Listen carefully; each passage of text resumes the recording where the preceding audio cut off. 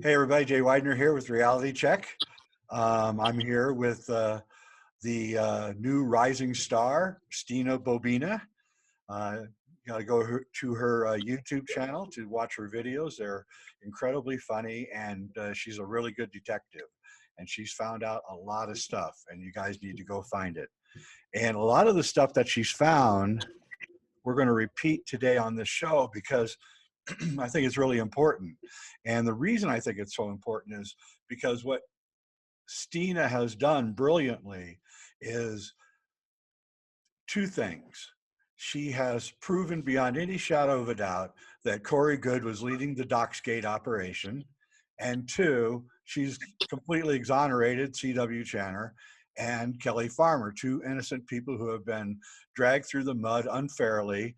And, you know, you have to understand that all of the things that Corey Goode has been saying the last couple of months, he knows they're lies, and we're going to prove it today.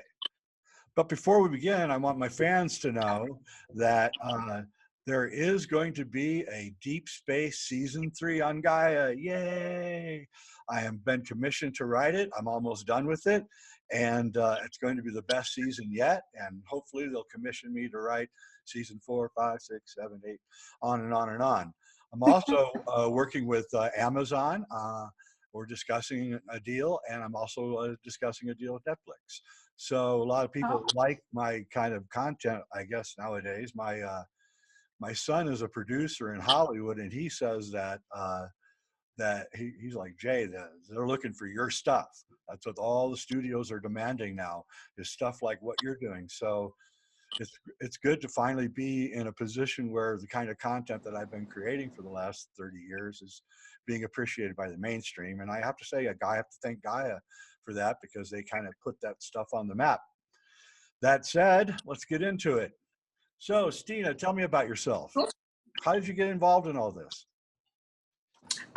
Which part? The content creating, or just this field in general? The field, and then the content creating.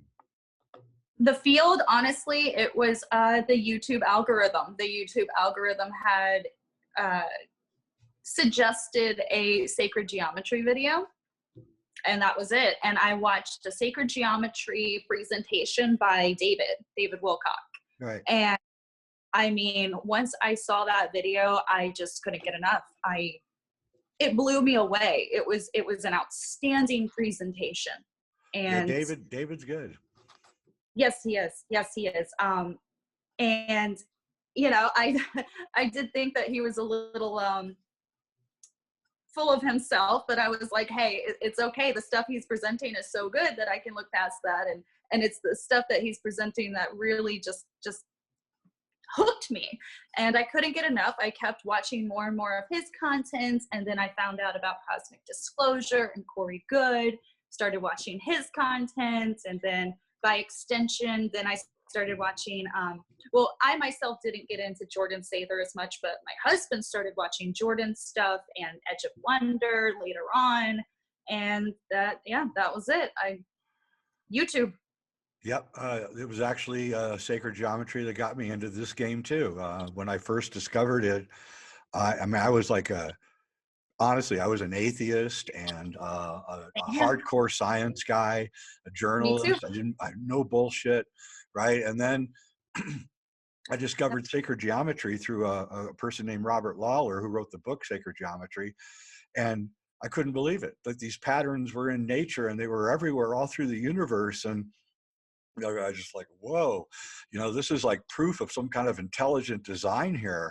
And, you know, I'm not saying what it is, because I haven't reached that point in my journey, but sacred geometry was the thing that turned me over into a whole new person. And I'll always thank Robert Lawler for doing that for me. And yeah, David's presentations on sacred geometry are also really good. I worked with him on wisdom teachings, and he talked a lot about that. And so I can see how that would be the doorway into this esoteric kind of subject matter. Yep. So you got into Cosmic Disclosure, and then what happened? Well, it came on. It came in a very terrible time of my life, just a very depressing time of my life. And I felt like it was, how do I put it? It was meant to be. I was meant to find this stuff at this time to help me through what I was dealing with in my personal life. I had a string of deaths in my family, like immediate family, and some health issues on top of that. And this really helped me cope, especially since I was like you, I was atheist and very materialistic science. And I completely 180'd, and I think I needed this to cope, with everything going on in my life. And it sounds like I'm not the only one that has gone through something like that, where they've found this spiritual content at a very low place in their life. Yeah, that's also, it's an incredibly vulnerable position to be in too, because you're prone to people who may be conning people, and and so then you got really into cosmic disclosure, and David and Corey, and your husband got into it too. So you guys are kind of had this mutual thing going on. It was probably a lot of fun. And and then I guess reality bit you in the behind, right? Yeah, it hit me hard. It's funny, my husband and I were chatting last night, and he said that there was a book review about David Wilcock that was the first thing he ever seen that made him think twice about him. And we have read all his books. I actually just removed his newest book from my Amazon cart just a couple of weeks ago. We had pre-ordered it. Like, we had planned to do his workshop that he had. What else? We were wanting to go to the conferences. If we had the financial means, we would have been there. We would have been at every conference, would have been buying every book, hardcover. We would have been donating. We would have been right there, happy to financially support Corey and David any way we could. And as well with, having Gaia and Cosmic Disclosure, the subscription to Gaia. If there was a way for us to do it, we would have done it, but finances just weren't willing. Sure. So you were fully in. Yes. And so then what happened to cause you to change your mind? I was on Reddit, and I saw a post by Unirock, of all people. And it was a post about Jordan and I want to say QAnon. And I had come to this realization that QAnon had been debunked pretty much a while ago. Yeah. There's some people that still don't believe that, but it wasn't the case. It didn't matter to me whether QAnon was real or not. It put that little bit of doubt in me that there was doubts about QAnon's validity, and they weren't presenting that side of the argument in any of their presentations. Right. And it made me wonder, well, wait a minute, they're not being honest and truthful. Why haven't they told anybody that there was doubts on QAnon's existence and show this other stuff and other evidence and let us come to our own conclusion? They always say this, Edge of Wonder, David, Corey, Jordan, I just want to present you this information and you come to your own conclusion. And I was really taken aback that it had been like a good year and nobody had said that. Nobody had said the validity of QAnon was questionable. It was just, yes, he's real, plain and simple. He's part of the alliance. They are in touch with him behind the scenes and all that stupid stuff. And then I just went through the rabbit hole and I found Reality Check, and that did it. That was one of the nails in the coffin, because I remember I couldn't get enough. I binged watched every episode. I remember taking my son to school and I plugged my phone in the auxiliary jack and I just couldn't stop listening. I couldn't believe it. I was in denial that all this that I had been consuming for the last couple of years was BS. Yep, it was. And it was a long kind of con, I guess. And as we said in the first episode of Reality Check, that it was, nobody saw it coming. You know, nobody saw it coming. It just blindsided the whole community. And hopefully, it's one of the things I'm trying to do is make sure that it doesn't stop the community or hurt the community any more than it already has. And so then you went down this rabbit hole, and being a person who probably doesn't like to be BS'd, like Yeah. I am, you probably started looking at evidence. And what did you find? That's exactly what I had said, actually, was to my husband, because, you know, it wasn't just me coming to this realization, it was him as well. And he was even in more denial than I was. I think it took him a bit to even listen to what I had to say. And Makes sense. I told him, I was like, listen, babe, I spent the last 2 years or so listening to their story. Now it's time to listen to the other side of the story. It's only fair. And yeah, I just started listening to everybody. I remember finding CW rather early in coming to this realization. I found him, and I was not part of the social media aspect of anything. I didn't use social media that much at the time. And I realized there was a completely different side to Corey Goode that was on social media that I had no idea about.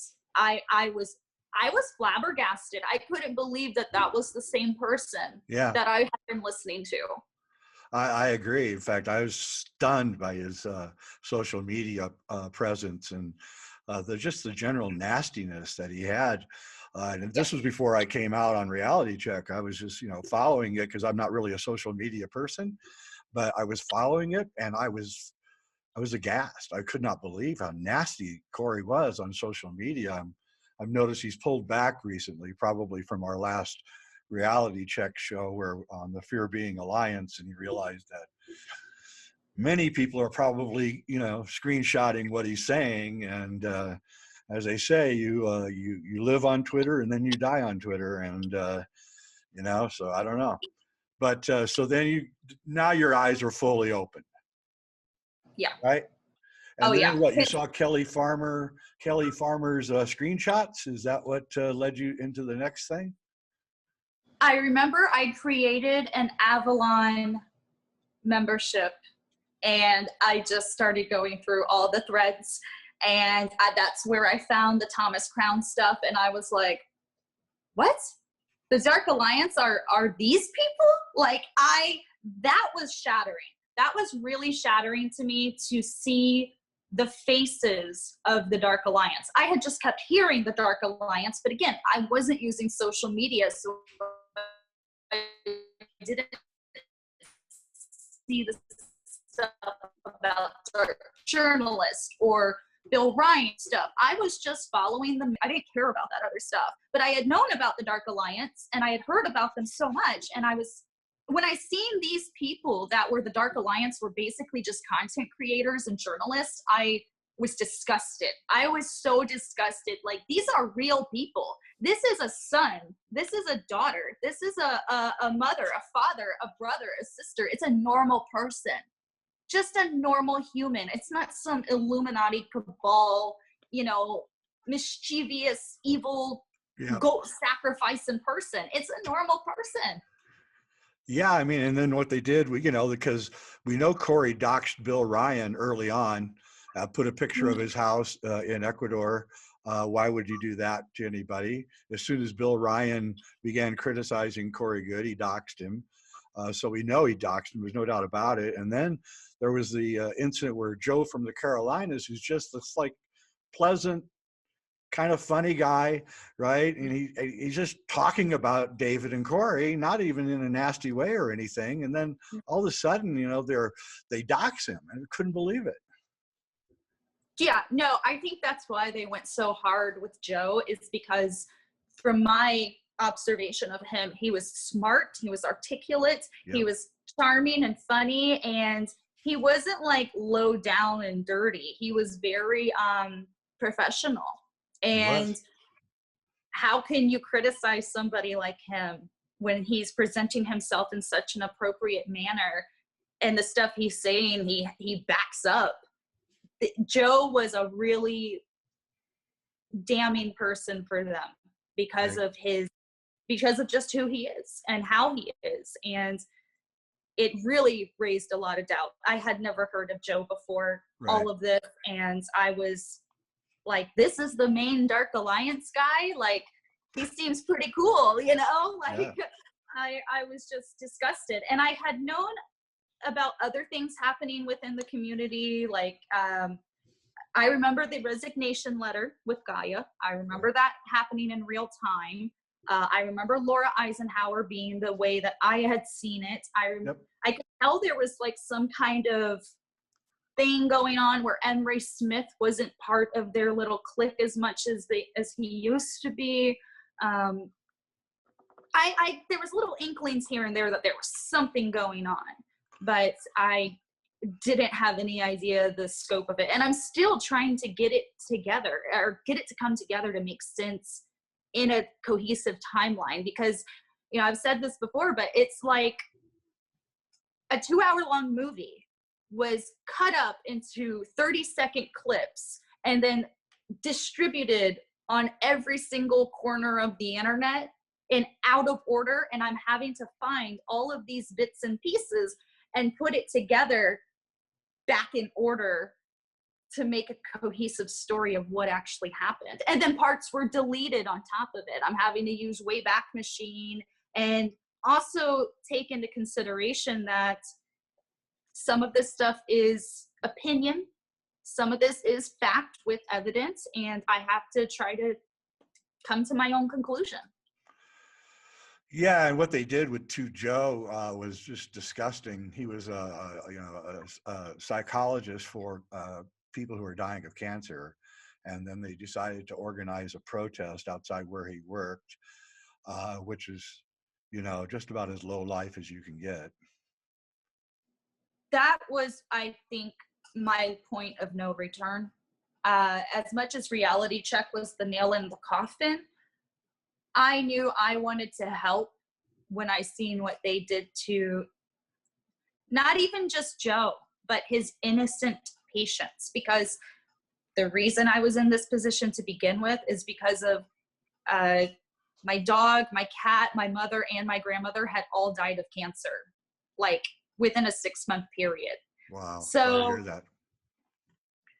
That's why I was in such a fragile state. And then to see, and it made it personal for me to think that, you know, my grandma or my mom could have been going to therapy for their terminal illness and somebody would protest it. I was so angry when I seen that, because yeah, you know, Joe is what they did to Joe was wrong and just terrible, but his innocent patients are the real victims. You know, at the end of the day, they did nothing.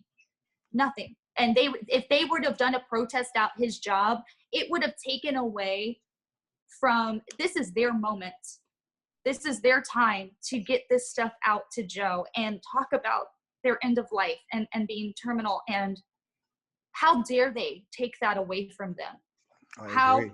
Yeah, I do. I'm a cancer survivor myself, and I'm telling you, I got incensed by it. And you know, what they were basically doing was trying to get Joe fired, which is just disgusting.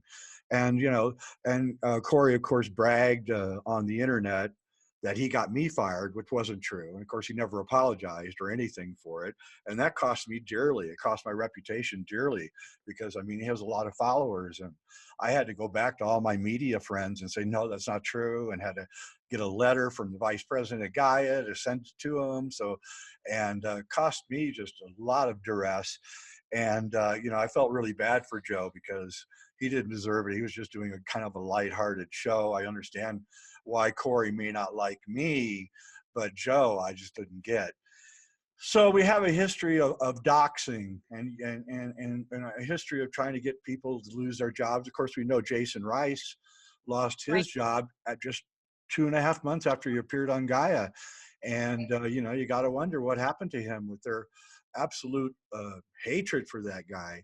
He was such a sweet person. I couldn't understand where all this vitriol was coming from.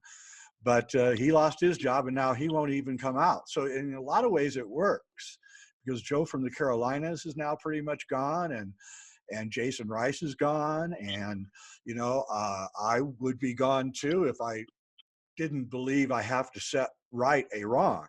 So, because I don't need this pressure. I don't need the money, or I'm not making any money, but I don't need the pressure. I don't need the threats. I've been doxxed mysteriously a couple months ago.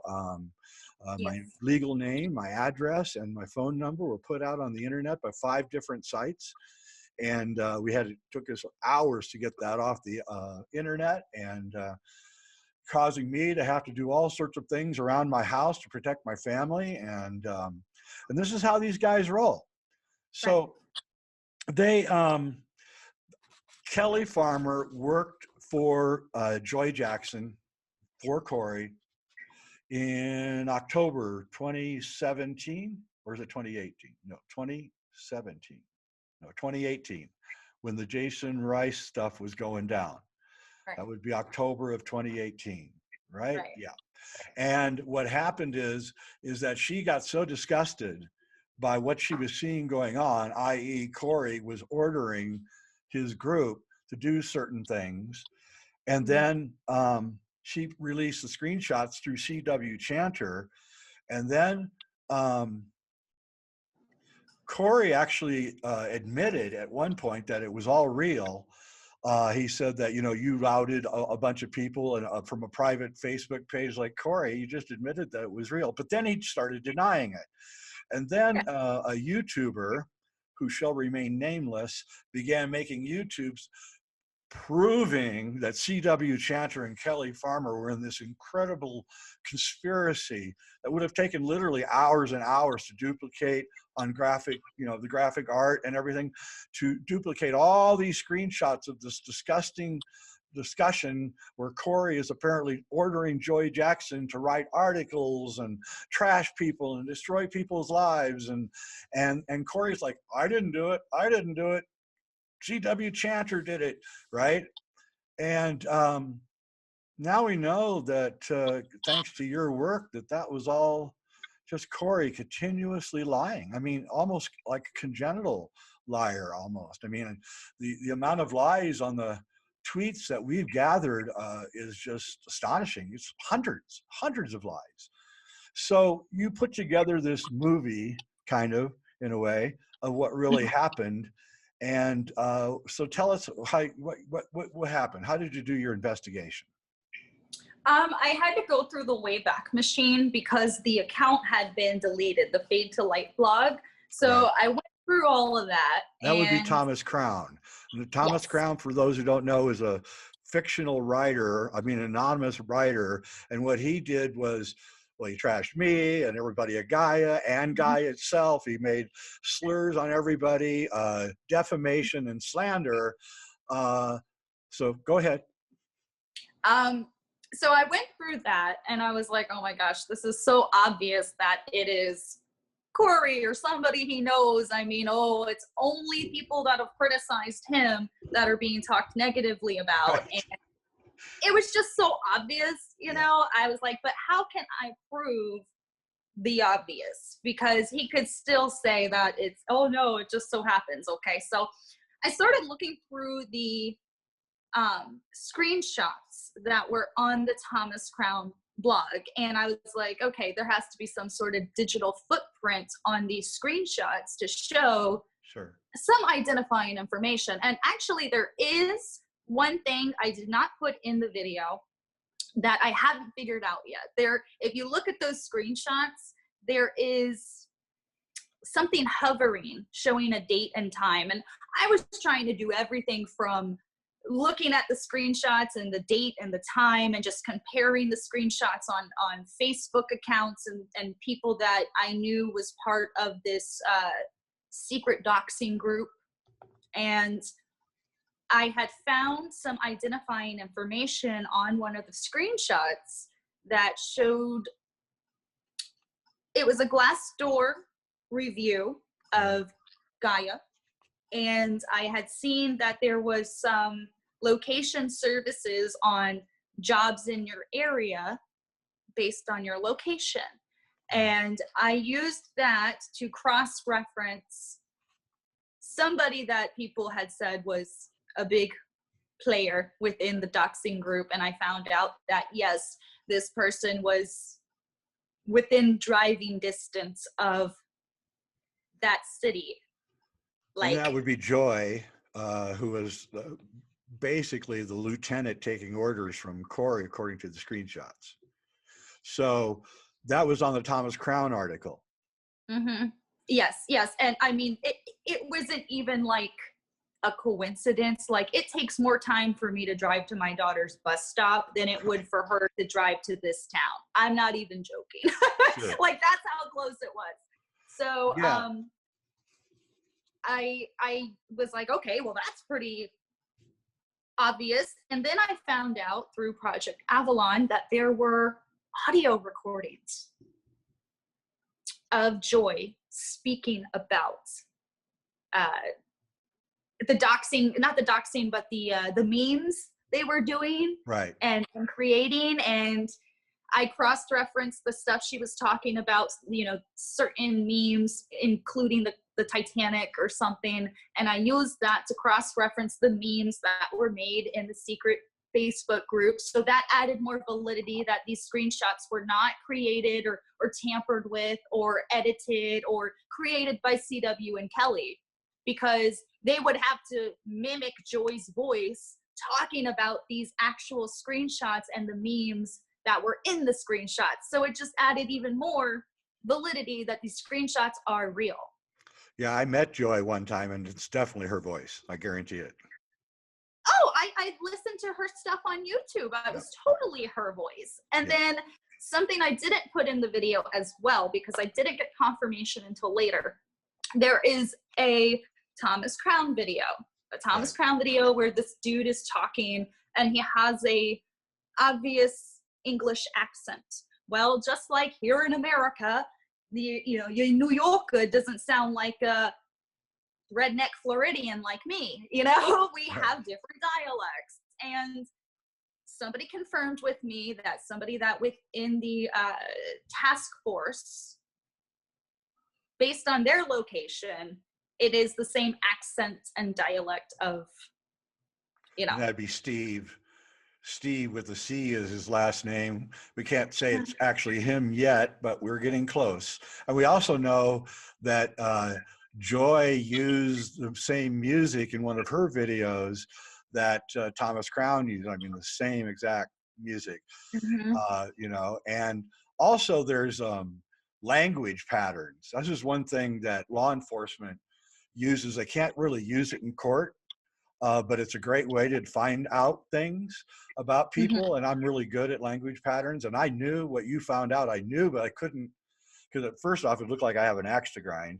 But I knew from the language patterns that Thomas Crown and also Jem are all using kind of the same language pattern. And then when we look at Corey giving the orders in the screenshots, we see that Thomas Crown is actually carrying out the orders, right? Like down to the same exact order of what Corey says. So there's like a time. This is the thing. It wasn't like, oh, Corey said this. Joy was so lazy, she just copied and pasted from Messenger that has the timestamp of what he said down to the second. So it's obvious that if you wanted to go this far, Joy didn't, you know, make up these things that Corey was saying. This was copied and pasted from Messenger. And if you go through the order of what Corey says, we need this, this, this, and this. Thomas Crown, in one of his postings, it's not like he spread it out within a couple of posts. In one post alone, he did this, this, this, and this, exactly like Corey said, in the same exact order. And in this Messenger post, Corey is saying, we need articles on this, this, and this. We need articles. You know, like he's telling people to make articles. Yep. Trashing Emery and Gaia, and then of course what you did was we proved brilliantly that not only does Thomas Crown think like Corey, he thinks in the exact order as Corey, which is the that's it. I mean, it's over at that point. You can have them arrested and put on trial because I mean, pretty remarkable remote viewing there on Thomas Crown, you know, yeah. his club.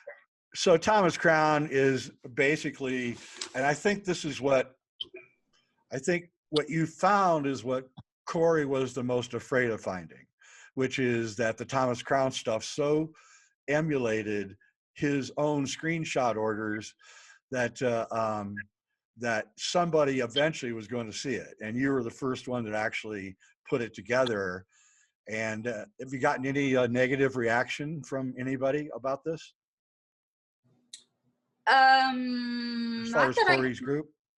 I have surprisingly not received any negativity on any of my videos. I actually did get one negative comment yesterday. They seriously, all they did was make fun of my looks and my, you know, personality. I mean, that was about it though. I have not received like any trolling, any thumbs down, like one or two. I'm really surprised, to be honest with you. I'm not actually. I think that they're probably deathly afraid of you because you're putting that you're not associated with me. You don't even we didn't even meet until just recently. You're clearly not being paid off by Gaia, as people are accusing me of being, and I'm not, by the way. I've denied that from the beginning because I'm not. I came up with this idea myself, and to right or wrong, and you because you were a fan. You're sort of like a person who was a smoker and then they quit and they become the most anti-smoking person of all, right? Yeah, yeah. Yeah, same thing with like, yeah. So you know, you have like a personal thing in this because you were, you know, fooled, and I was too, and so that's where my personal thing comes in also, is because I was fooled, and I think that they would just hope you go away, right? Absolutely. This is that's a great analogy to use. Like this is like my form of therapy, my own form of deprogramming myself, because like I said, when I first started looking into this, my husband was still kind of in denial, and there'd be times where he'd just be like, Stina, I don't want to hear about it. Okay. I don't want to hear about it. And we have a wonderful marriage. We don't fight. We don't argue. This was the first time where, you know, he was just tension. It didn't cause an issue, but it did, you know, and it was like the more I looked into it, the more I was deprogramming myself and my husband. And now I'm happy to say that he's supportive and he's like helping me look into stuff when he's not working or busy, you know. Cool. I'd be more than happy to be married to someone who could look into stuff like you do. That'd be amazing. I don't know. Some men would not like having a woman like me as a wife. You know what I mean? If I'm like Corey and all the rest of them, imagine what it's like being married to me. Oh my God. Well, I think you did a great job, and I'm really happy that you did it, because it confirmed what I already knew, but I couldn't really prove. And you know, we have several instances where we've had tweets by Corey, even one recently, that exactly matches in language pattern the gem tweets. And we know, by the way, just to clarify things, Laura Eisenhower told me that she got it from Patty Greer. Okay, at that same time, Patty Greer was talking to Gem and posting the Gem stuff. Right. So I would say, and you know, Patty won't talk to me. I would love to talk to her. If you ever want to be on the show, Patty, give me a call. But I would bet that she got that from Gem, who is Corey. Yeah, that sounds about right. And you know, that's something I would like to do in the future, is go over the Gem stuff, because again, it's so obvious who's behind it that there's got to be some way for me to prove it the same way that I did Thomas Crown, because it's just, come on. Well, what's so funny is that I was actually working at Gaia near the end, at the beginning of the Gem stuff, and they were saying stuff that was just absurd. I mean, clearly whoever wrote that never worked for a major corporation. Like, oh, the executives are walking around looking nervous. It's like, executives are in their like really nice offices. They're not walking around. They don't do that. That's not what happens in a corporation, right? You go to their office. They don't go walking around looking nervous. They're like super high powered people that make tons of money, and a little thing like Corey Goode and Jim is not going to bother them very much. So the whole thing was just designed as a revenge, because you have to remember that Corey wrote to Gaia and said that he had the not the copyright, trademark on secret space program, Blue Avian, and a bunch of other terms. Right. And we'd been using those terms on Gaia for years. So he was basically telling us that we had to re-edit everything that we've ever produced if it had those trademark words in it. That would have cost Gaia $300,000, something like that, to do that. And so Gaia said, screw you, we're suing you. So they sued back at Corey, and then voila, like a week after Corey gets the letter from Gaia's lawyers, all of a sudden Jem shows up, and Gaia employee movement, and everybody hates everybody at Gaia, and all the employees are leaving, and none of it was true. In fact, I've worked for probably 5 major corporations in my life, and Gaia treated me better than any of them at all, by far. It's not even close. I mean, there were just seriously cutthroat corporations I worked for, and Gaia went out of its way. We had an organic restaurant that was subsidized by the company. We had a gym, Olympic gym, that was free to use. It was like going to a country club in a lot of ways, And so whoever was writing the gem stuff was just evil, vitriolic hatred for Gaia, and it has to be no coincidence that it just came right on the heels of the lawyer sending the letter to Corey. And I believe that it was Corey and probably Roger that were behind the gem stuff, Roger being Corey's lieutenant. But it could be, Joy, I don't know. I do know that you have proven to beyond any shadow of a doubt that Thomas Crown was probably written by Joy and maybe a couple of the other people on orders from Corey Goode, via the screenshots from Kelly Farmer, and proven beyond any shadow of a doubt that Corey Goode is the mastermind behind the doxing operations. And his continuous lying about CW and Kelly is just absolutely shameful, and putting up videos and also what did Corey Goode send to the New Jersey Bar Association? He says he sent a box. What's in the box? I bet nothing. I bet it's just a box of air, because there's nothing to send, because all we have to do is look at your video and know who did it. And we now know. And it was Joy Jackson on orders from Corey. And Joy Jackson, I know you're listening. You slandered me and you defamed me, and I really don't appreciate it. And it cost me a lot of money and time. And I think because of what Stina has done here, there's like ample evidence of your guilt in this. And I could call my lawyers and have them come after you, and I would win. And I hear you're in Colorado, so I won't even have to go out of state. It's really wonderful. So, Joy, I'm going to cut you slack that you didn't cut anybody. I'm going to let you make a public apology on YouTube or somewhere, but it has to be public, saying that you're sorry for what you did and that you want forgiveness. If you do that, then I will not sue you. But you have to do it, and you have to do it soon. Otherwise, I'm going to have to go through with it, because I can't allow myself to be slandered like that. And I don't think anybody should allow themselves to be slandered like that. I just happen to be a guy who likes to, I'm Irish, and I have a background for liking a good fight. And so I'm willing to go to court and put an end to this whole thing. So Joy, that's my message to you. So Stina, you also did something recently, which was quite brilliant. Now that we've proven that the Doxgate was done by Corey and that CW and Kelly are completely exonerated, but you did a video the other day, which I thought was astonishing, where you actually went and found that David and Beth Wilcock have started a foundation, right? Yeah, quite Yeah. a foundation. What's that about?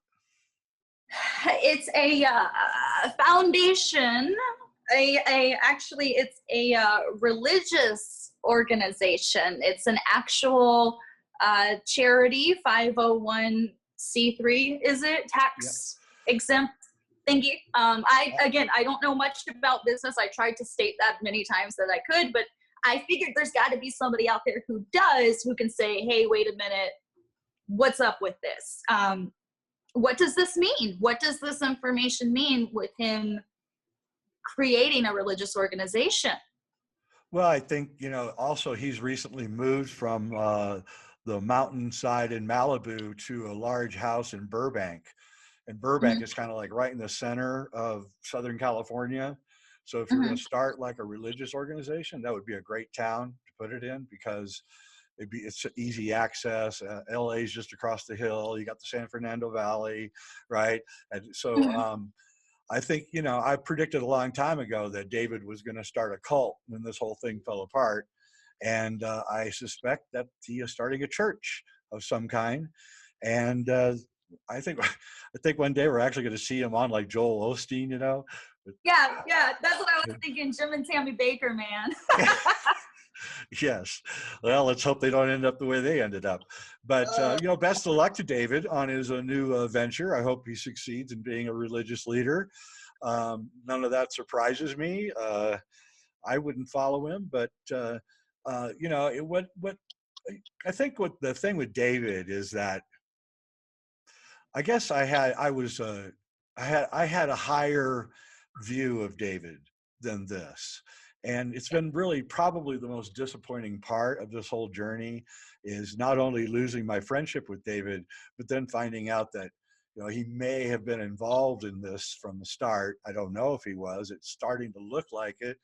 And Right. that I find really disappointing.